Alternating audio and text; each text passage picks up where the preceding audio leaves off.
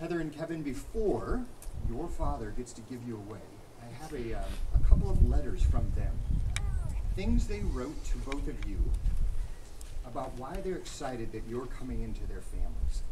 So Kevin, this is from your future mother-in-law. Future as in like 30 minutes. This is from Penny. Kevin, knowing that you desire to honor God in your marriage and your life as a whole is a great encouragement to us as a godly spouse is the number one thing that we have desired as parents for both of our children. As we told you the day you came to ask our permission to marry Heather, having known you for 11 years, you came to us pre-approved.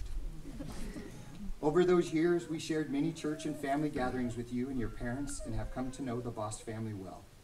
During the numerous times you have been in our home as Heather's friend, though not yet her boyfriend, we determined early on that your parents had raised you well.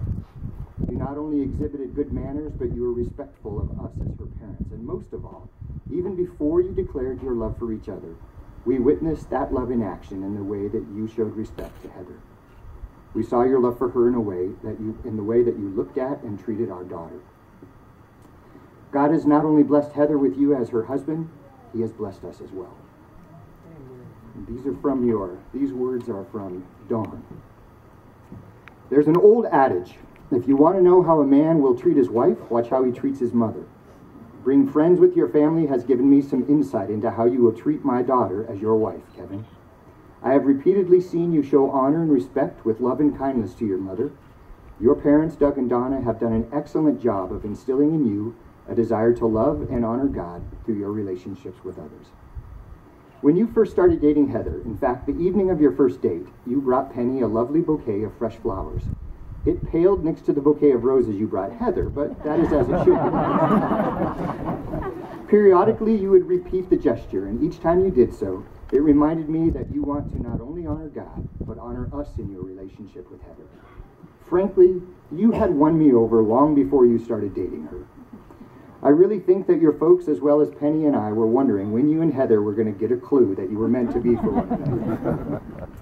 Finally, watching Heather and you grow together in your love for one another, and God has been a blessing to observe. You complement each other so well. When one falters, the other steps in. You talk, listen, and respond accordingly. Long ago, Heather made a commitment that her first kiss would not be until she was married. For many young men, even Christian young men today, that is asking for more than they are able to give. And Kevin, you have respected that vow.